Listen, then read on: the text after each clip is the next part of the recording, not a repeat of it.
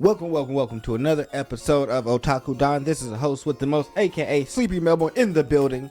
Just Charles is here. What up? It's me, it's Ripley. We're at a giant robot. Let's go. One Piece. Sir, you will not skip Yamato putting down all of the Who's Who crew. Well, first things first. Blade back, rescuing everybody. I don't really care about the Who's Who crew because it never should have been a problem. As a person, as an entity that was there during the Kaido fight, Yamato looking at the Who's Who crew should have subsequently caused them all to faint.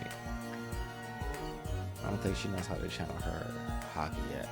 But I'm appreciative of her saving OT in page 1 because now I feel like they're going to be her first two subordinates.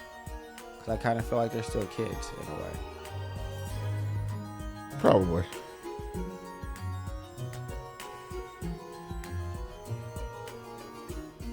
But we can go to the chapter where Frankie, Ripley find a giant robot. Well, they didn't find a giant robot. Well, Ripley knew the giant robot was there the entire time. Frankie's just like, yo, so y'all out here burying the lead for real. Why is there a giant robot here? Is this what the one that was over at Egghead was based off of? Did they just have a giant robot fetish back in the day? Even though I don't like this giant robot, it don't look as good as like. I mean, it's older, from what I can tell. Yeah, because image from the second. I mean, is it older though? Because now we know that. If Vegapunk's right and it's from 3,000 years ago, then it would be from technically like what we consider. No, well, it's not. Vegapunk didn't say it was from 3,000 years ago. Ripley said it was. They had researched it. No. Or did Vegapunk come there and research the robot and say it was from 3,000 years ago? Yes. Okay. I might have misinterpreted that. And so, yeah, Vegapunk said they think it's about 3,000 years old, and Frankie was like, "How can you tell that?" And Ripley was like, "Well, we can't say that they're wrong. We don't know how old it is, even as locals." And I was like, "Well." And keep in mind, the giants are longer lived than the average race. That means it's like 3,000 years for them. For us, it's like 30 generations. For them, it's like 10. And so, like, yeah, we still have no idea how this came to be. So, I'm hopeful that Frankie gets some upgrades. Because he didn't get any upgrades on Elbaf. Well, not Elbaf, but on Egghead. Well, there really wasn't any time to do any upgrade stuff. Yeah, but I hope that there's time now. Because, like... I mean, it doesn't really seem like there's going to be. Because we're in the action already. Do you think Elbaf is going to be short or long?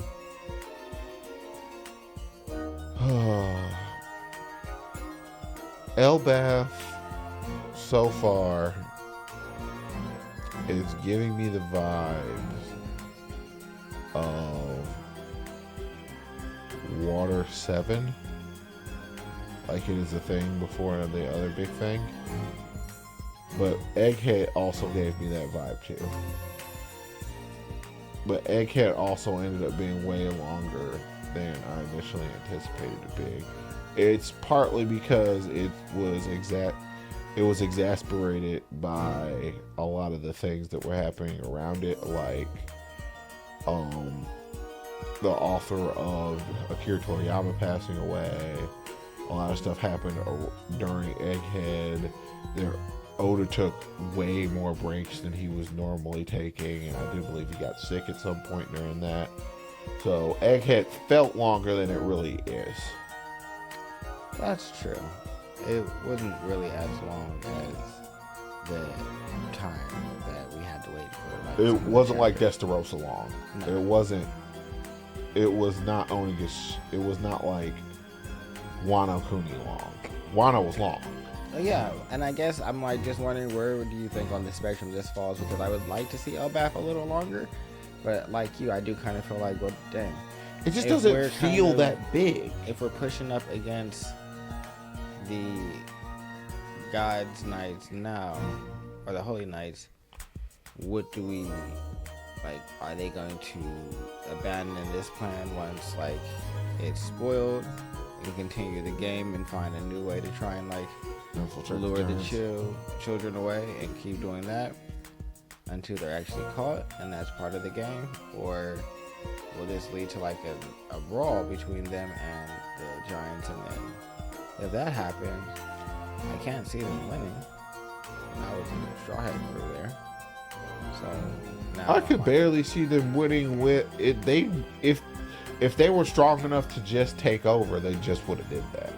Yeah, no, I don't think that they're that strong. So it's like I don't really have a good Like, I don't think they could actually beat Direction. Stopper Combined. Like, that's where they are on the rankings. So, I don't know what Oda's plan is in this. I know he tends to introduce, like, we introduce CP9 and they become the primary antagonist for the next arc. Yeah. And this feels like the introduction of CP9, which is the reason why I look at Water 7 is just like, oh, so it means we're basically, it's Fishman Island, it's Water 7, it's the introductory of a main antagonist for the following arcs. Because the arc that we had after Fishman Island wasn't very long either, where we picked up Caesar and things like that, and then we went to go deal with Doflamingo. That was long, but that also had other wider implications because he was used to help to introduce the Celestial Dragons and stuff like that, and also it was a step into a warlord for the very first time. Well, for the second time, I kind of don't count Fishman Island because it's just like they just sent Big Mom tweets, whereas Doflamingo was an integral part of Kaido's operations. Yeah, no, that's true. I still want it to be long, but it may not be. It's looking like I feel like Whole Cake is probably a reasonable spot to really put it in terms of length. Yeah. Like Whole Cake wasn't super long, but it wasn't really short either. I want to see the stuff with Loki because more and more that we see, I feel like Loki's not evil. Like I feel like I'm becoming more vindicated with that. And King Harold seems to have more and more connection with. Whoa. I said Loki was an evil first. Don't you co-opt my storyline. Y'all were there. Y'all know. Put in the comments who said Loki wasn't evil because he be making up stuff. I don't make up anything. I've been saying Loki wasn't evil for a while. And then he woke up and smacked the tree, and it's just like, that is not how you engender yourself. Yes, it is, and I was completely fine with that. I'm not completely fine with you endangering the entire island. That's not okay. And then he fell out immediately. It's just like, what was the point of you doing this? Trying to bluff his way into freedom. What if he was going to let you go anyway? What if he's going to heal you? Well, I'm like, the only thing I'm not really particularly a fan of is that one. It's just like, I'm going to go do this regardless of it. Can you help me? Nah, if you want all this freedom and you want to be able to do everything yourself, do everything yourself. No, that's no. Be nice to Loki, Luffy. Gotta be nice, and he's going to be. He's already getting the people to heal him. But in this chapter, we got Brooke here, who is a star. Gunko loves Brooke's music. I mean, he is a soul king. Yeah, she's listening Obligatory to a pelvic thrust. And having a great time listening to New World. We see the Giants running around. Saul's trying to rescue the kids with a couple of different methods. At first he uses a shield that seems to work, but then it doesn't work because the kids are running into each other and now the thorns are stabbing each other. And so You just gotta go handle the situation. And Jinbei, being the genius that he is just like, we don't know what's going on. It's probably a devil fruit. What makes you say it's a devil fruit? Weird stuff is going on. When weird stuff is happening. When isn't it a devil fruit? It's never just hockey. yeah, no, it's a devil fruit. So they're off on Colin's ship to go down and help join the fight. Colin and the Straw Hats were told that they weren't allowed to fight, but none of them are listening to that because why would they? So off they go. And Didn't listen to you originally. Why would you listen to him now? that's a fact. And then we get to see the original Giant Warrior Pirates coming out with a Haku sovereignty and destroying 3 different the giant monsters, and basically joining the fray, saying that they took so long because Dorian Broggy went and threw up all of their liquor, so they would be sober for the fight. Yep, and now you got the old school Giant Warrior Pirates from the day and age. Where the Giant Warrior, I know they were active when Whitebeard was heavy active. I just can't remember if they were active in Roger's heyday. I want to say yes. Yeah, I want to say yes. So there's an entire, and Stopper Gaban is on the ship, so that means the person that everybody's really scared of is here.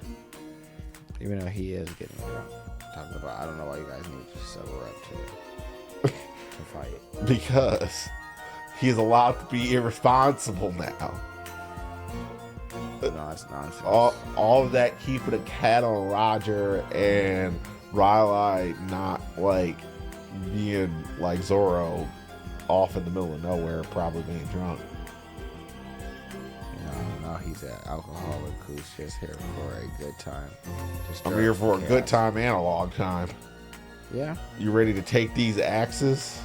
I am interested to see him actually fight against these monsters and what he's going to be able to do in the next chapter. There's no break next week also.